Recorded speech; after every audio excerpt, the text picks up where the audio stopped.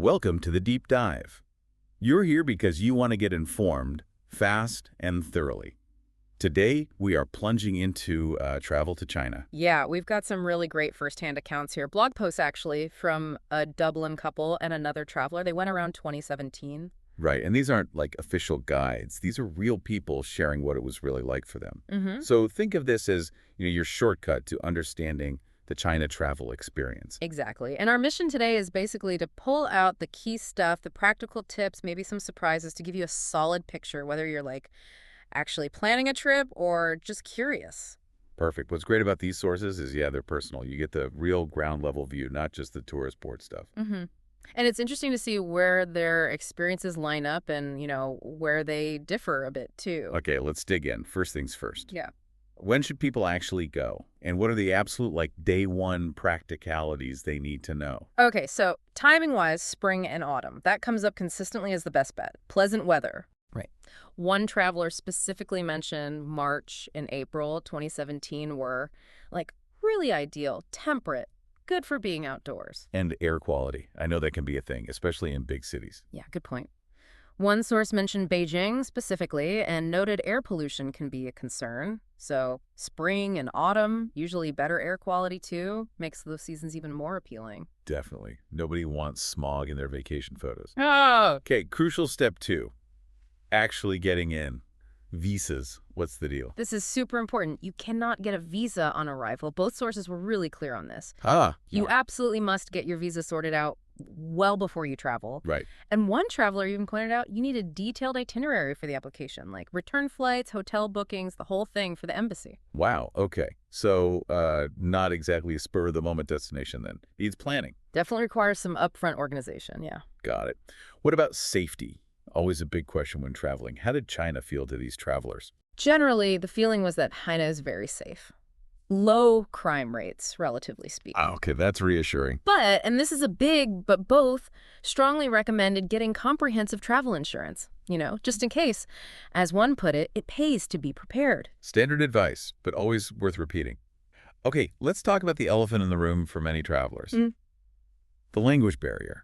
How big of a deal was it? It's significant. Yeah, both accounts really highlighted this as a major challenge if you only speak English. One traveler went so far as to say it generally rules out a truly self-directed trip for most people. Their recommendation, consider a guided group tour. So unless you speak Mandarin.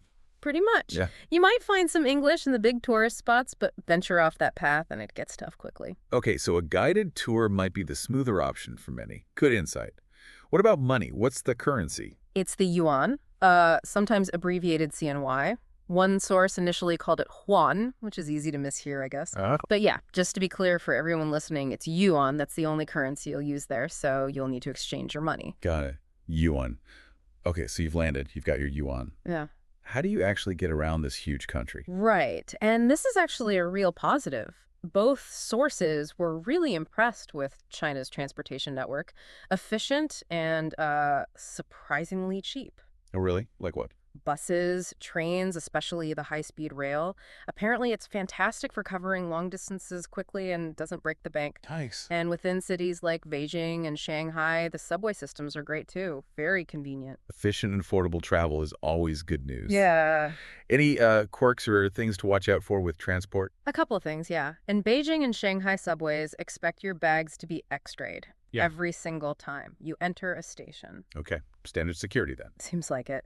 Also, really important, tell your bank you're traveling before you go. Avoids having your cards blocked for unusual activity. That'd be a nightmare. Oh, yeah. Definitely a pro tip. What about airports?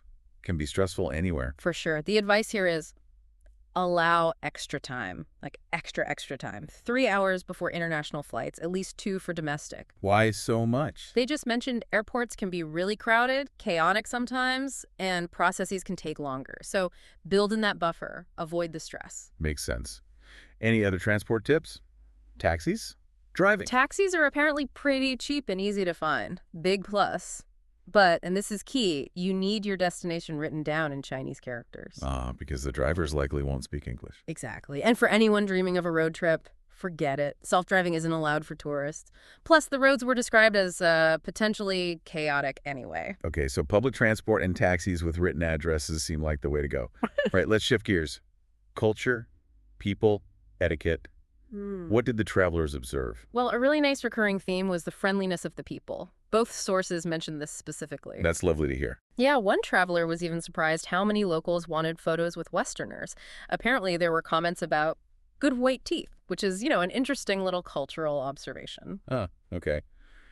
Any differences in, like, social norms to be aware of? Yes, personal space. It's generally smaller than what many Westerners are used to. You might feel a bit more crowded or jostled in queues. It's not meant to be rude, just Yeah, different. good to know. Manage expectations there. What about other daily life stuff? Hygiene, maybe? Okay, this is where things might feel quite different. One source talked about how people handle things like blowing their nose spitting in public is more common than using handkerchiefs. Different norms, different interpretations. Right. And a very practical tip. Public restrooms often don't have toilet paper or hand soap. Oh, okay. Definitely need to be prepared for that. Absolutely. Carry your own tissues, hand sanitizer, wipes. They become essential. Oh, and tipping. Not really a thing. Don't worry about adding tips generally. Okay, pack your own TP and hand sunny check. What about managing money day to day and staying connected? Internet. So cash is still king in many places, especially smaller shops or street stalls. Cards are getting more common in big cities, tourist places. What? But your foreign cards might not always work. And trying to sort things out at a bank without speaking Mandarin could be really tough. Very little English spoken in banks, apparently. Okay. Good to have cash on hand then. Yeah. And the internet, the big question. Yeah, the Great Firewall. It's real. Google, Facebook, WhatsApp, Instagram, all blocked. Wow. So no Google Maps either. Nope, no Google Maps, which is, a big adjustment for how many of us navigate. VPNs might work. But it's a bit of a gray area legally. Kinda, yeah. Yeah. Something to research carefully if you absolutely need those services. Oh, and always carry your passport. You need it for booking trains, flights internally. One ticket per passport. Passport essential, internet tricky. Got it. What about health stuff? Pharmacies, water. You can find both Western and obviously traditional Chinese medicine in pharmacies, often pretty cheaply. Major cities have hospitals for foreigners. If needed, your hotel can usually help point you there. Okay. And the big one, tap water is not drinkable. Absolutely not. But bottled water is everywhere and very cheap, so just stick to bottled. Stay hydrated with bottled water, easy enough. Okay, let's get to the fun stuff. Food and shopping. What's the verdict? Oh, the food. Huge thumbs up from both sources. Street food especially delicious, amazing variety. It sounds incredible. Any warnings? Just, maybe be a little cautious if you have a sensitive stomach. The advice was go where the locals are queuing up, usually a good sign of quality and safety. Makes sense. And shopping. Haggling. Definitely expect to bargain in markets and non-chain shops. It's part of the fun. Okay, time to practice my bargaining skills. Yeah. Just be aware, if you buy knockoffs, there's a small chance they could get confiscated at the airport on your way home. Also, restaurant service might feel different, maybe less attentive than you're used to in the West. Not bad, just different. And for bigger souvenirs. Consider posting them home. Apparently, the postal service is decent and can save you a fortune in excess baggage fees. Smart tip. Okay, these travelers went to Beijing, Xi'an, and Shanghai. Let's do a quick highlight reel for each. Beijing. History, history, history. That's the overwhelming vibe. The Great Wall, obviously. One recommended the Mutianyu section less crowded than beguiling. Okay. The Forbidden City described as just grand, immense, and Tiananmen Square noted for its historical weight and scale. One small downside mentioned was the Beijing Zoo.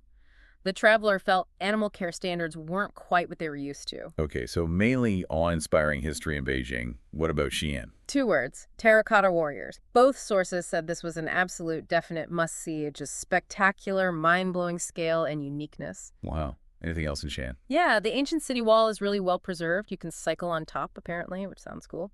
And the Muslim Quarter, amazing street food again. They specifically mention Bang noodles. Byungding noodles. Sounds delicious. Yeah. Sounds incredible. Finally, Shanghai. Total contrast. Very modern, futuristic even. The Bund is iconic, that waterfront view with the mix of old and new architecture. Right, the famous skyline. Exactly. Then you've got the Yew Garden in the old city for a bit of traditional beauty amidst the skyscrapers. And the views from the Shanghai Tower. Breathtaking, apparently. Really shows off the city's crazy development. So 3 very different but equally fascinating cities. Okay. Wrapping this up, what are the big overarching takeaways from these China travel experiences? I think the main thing is this blend of ancient and hypermodern. China's got incredible history, culture, landscapes, amazing food. What? But you need to be prepared. Prepared for cultural differences, prepared for potential challenges like the language barrier or internet access.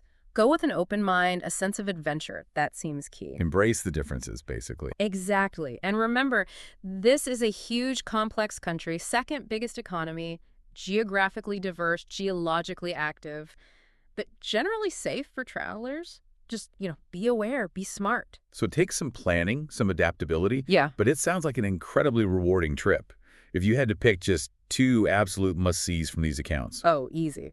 Based on their experiences. The Terracotta Warriors in Xi'an, unmissable. Yeah. And the Great Wall near Beijing. Those two just consistently came across as the most powerful, iconic experiences. Agreed. Those really stood out. So a final thought for our listeners. China's changing so fast, modernizing like crazy. But with all that deep history, what do you think might be the most surprising thing for a first-time visitor in the next few years? Something to ponder, maybe, as you consider your own potential trip? Definitely food for thought. Thanks, everyone, for joining us on this deep dive into traveling in China.